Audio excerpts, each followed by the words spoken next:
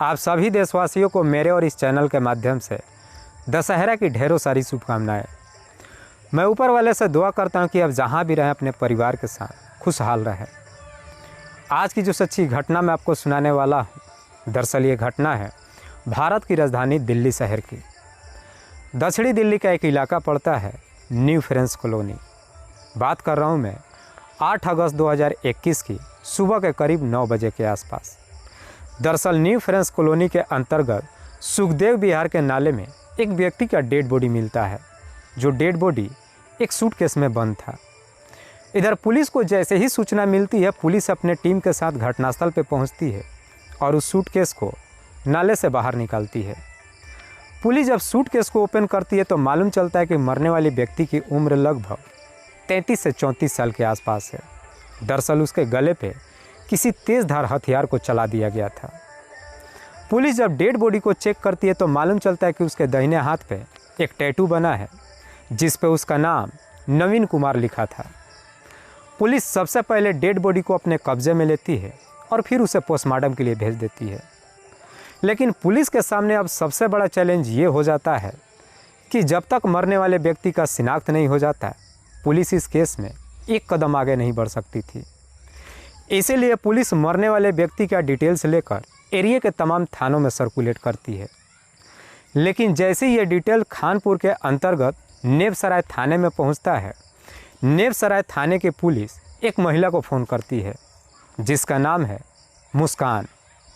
मुस्कान जिसकी उम्र है लगभग 23 से 24 साल के आसपास। दरअसल मुस्कान सुबह सुबह थाने में आकर अपने ही पति का गुमशुदगी का रिपोर्ट दर्ज करा कर गई थी, जिसमें उसने अपने पति का नाम नवीन लिखवाया था। पुलिस जब मुस्कान के नंबर पर फ़ोन करती है तो मुस्कान का नंबर स्विच ऑफ बताने लगता है। इसीलिए पुलिस अपने टीम के साथ खानपुर मुस्कान के घर पे जाती है।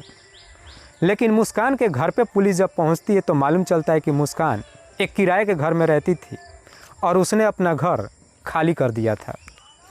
पुलिस अब मुस्कान के बारे में मकान मालिक प्रदीप से पूछताछ करती है तो प्रदीप कहता है कि साहब मुस्कान लगभग 1.5 महीने पहले यहाँ रहने के लिए आई थी और उसके साथ में एक 2 साल की बच्ची भी थी, और मैं उसके बारे में इससे ज़्यादा और कुछ भी नहीं जानता हूँ।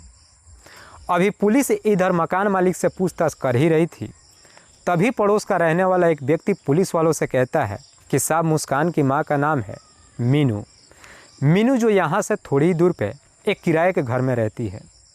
पड़ोसी जैसे इस तरह की बातें पुलिस वालों से कहता है, पुलिस अब मीनू से मिलने के लिए उसके घर पे जाती है। पुलिस अब मीनू से मुस्कान के बारे में पूछताछ करती है तो मीनू कहती है कि हाँ साहब, मुस्कान ने घर तो खाली कर दिया है, लेकिन वहीं से थोड़ी ही दूरी पे उसने नया किराए का कमरा लिया है। मीनू पुलिस को अपने साथ लेकर मुस्कान के नए घर पे जाती है। पुलिस जब मुस्कान के नए घर पे पहुंचती है तो मुस्कान अपने 2 साल की बच्ची के साथ घर पे ही मौजूद होती है। पुलिस मुस्कान से कहती है कि दरअसल हमें एक व्यक्ति का डेड बॉडी मिला है जिसके हाथ पे नवीन कुमार लिखा है। हमें शक है कि शायद वो डेड बॉडी तुम्हारे पति का है, इसलिए तुम हमारे साथ थाने में चलो और उस डेड बॉडी की पहचान करो। पुलिस जब इस तरह की बातें मुस्कान से कहती है तो मुस्कान पुलिस के साथ जाने के लिए तैयार ही नहीं होती है। पुलिस मुस्कान को समझाते हुए कहती है कि अगर तुम उस डेड बॉडी की पहचान नहीं करोगी तो हमें कैसे मालूम चलेगा कि तुम्हारा पति जिंदा भी है या फिर मर चुका है। तब जाकर के मुस्कान कहीं तैयार हो जाती है और फिर पुलिस के साथ थाने में जाती है। मुस्कान जैसे ही थाने में पहुंचती है, पुलिस उस डेड बॉडी को मुस्कान को दिखाती है। मुस्कान उस डेड बॉडी को देखकर पहचान जाती है और कहती है कि हाँ साहब, ये कोई और नहीं बल्कि मेरा ही पति नवीन है। लेकिन मुस्कान जब अपने पति को मृत अवस्था में देखती है, इसके बावजूद भी उसके चेहरे पे कोई खास परेशानी नज़र नहीं आती है और ना ही वो रोती है। पुलिस जब मुस्कान को इस तरीके से देखती है, उसे देख करके पुलिस को भी बड़ा अजीब सा लगता है। पुलिस मुस्कान से पूछताछ करती है कि क्या तुम बता सकती हो कि तुम्हारे पति की हत्या कौन कर सकता है। इस पर मुस्कान पुलिस वालों को जवाब देती है कि साहब, मेरे पति का नाम नवीन है और मैं अपने पति के बारे में सिर्फ इतना ही जानती हूँ। मुझे नहीं मालूम कि मेरे पति की हत्या किसने किया है। मुस्कान जब इस तरह की जवाब पुलिस वालों को देती है, इस पे पुलिस को कहीं ना कहीं मुस्कान के ऊपर ही शक चला जाता है। लेकिन शक के आधार पर पुलिस भी मुस्कान को अपने कस्टडी में नहीं ले सकती थी, इसीलिए पुलिस मुस्कान को छोड़ देती है। लेकिन मुस्कान जैसे ही वहाँ से अपने घर आती है, शक के आधार पर ही पुलिस अब मुस्कान के मोबाइल नंबर का CDR निकालती है। CDR को जब चेक करती है तो आखिरकार उस CDR में एक ऐसा नंबर मिल जाता है जिस पे मुस्कान लगातार बातचीत करते आ रही थी। पुलिस जब उस नंबर का डिटेल्स निकालती है तो मालूम चलता है कि वो नंबर किसी जमालुद्दीन के नाम पर रजिस्टर्ड है। जमालुद्दीन, जिसकी उम्र है लगभग 20 से 21 साल, जो बिहार का रहने वाला है। पुलिस जब जमालुद्दीन के नंबर पर फ़ोन करती है तो उसका नंबर स्विच ऑफ बताता है।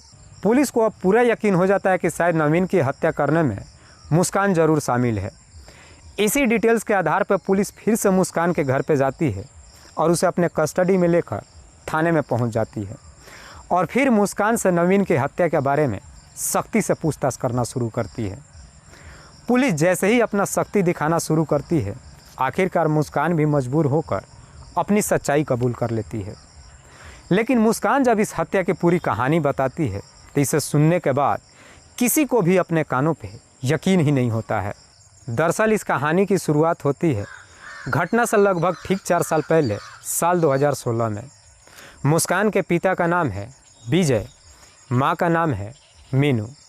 विजय, जो कि 1 नंबर का शराबी है, दिन भर शराब पी करके जहाँ तहाँ पड़ा रहता है, कोई काम धंधा भी नहीं करता है, जिसकी वजह से उसके घर की माली हालत काफ़ी ख़राब हो जाता है। मुस्कान जैसे तैसे 8वीं क्लास तक की पढ़ाई करती है।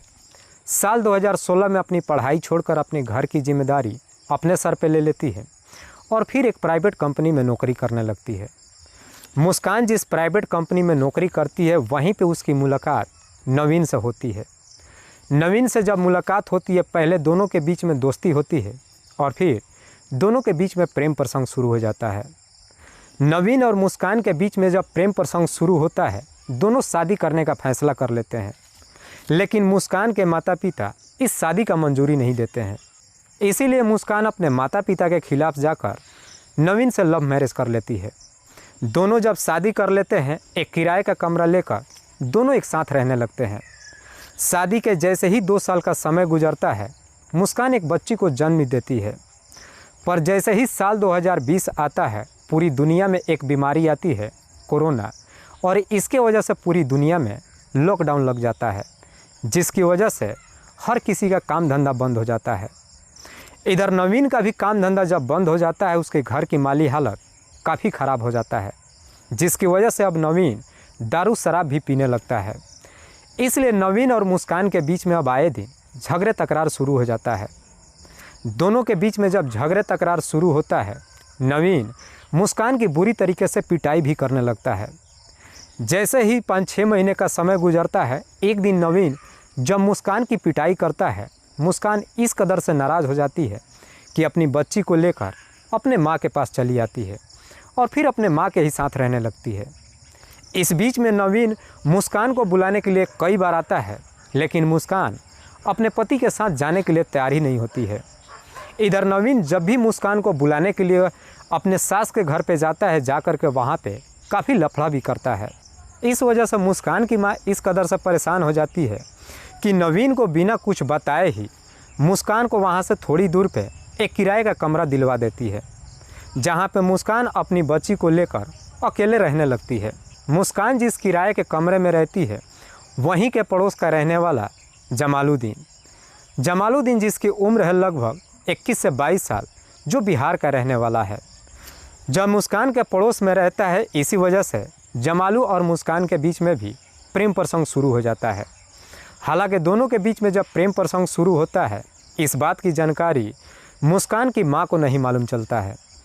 इधर नवीन अपनी पत्नी के बारे में पता लगाने के लिए अपने सास के घर पे कई बार आता है, लेकिन नवीन के सास भी मुस्कान के बारे में उसे कुछ भी नहीं बताती है।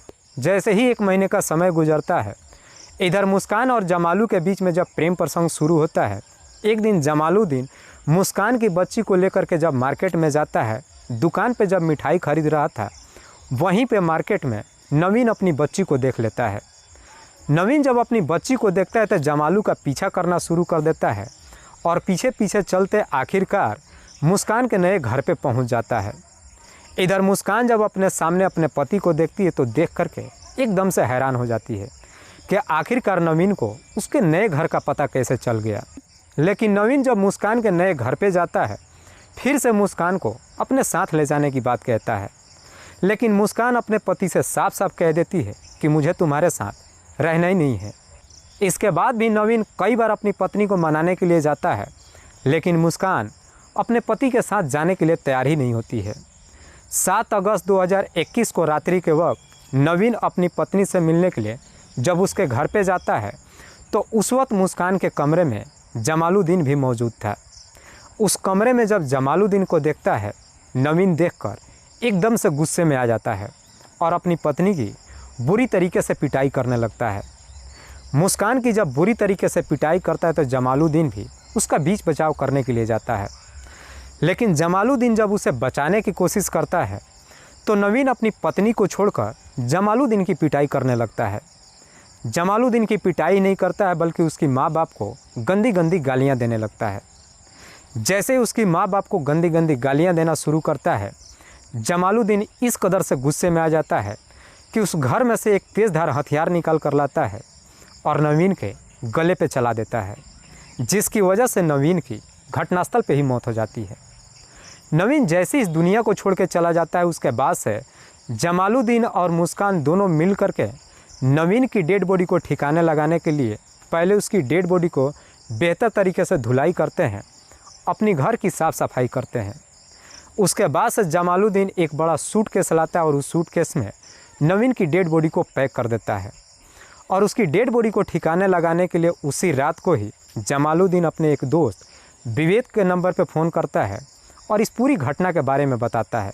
कहता है कि मुझे नवीन की डेड बॉडी को ठिकाने लगाना है। उसके बाद से बिना जमालुद्दीन के घर पे जाता है।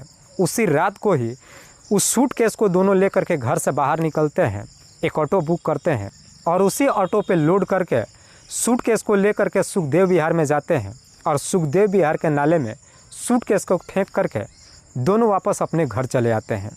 और फिर अपने षड्यंत्र के तहत मुस्कान अगले दिन सुबह सुबह नज़दीकी थाने में जाती है और अपने पति का गुमशुदगी का रिपोर्ट दर्ज करा देती है ताकि किसी को भी उसके ऊपर शक न जाए।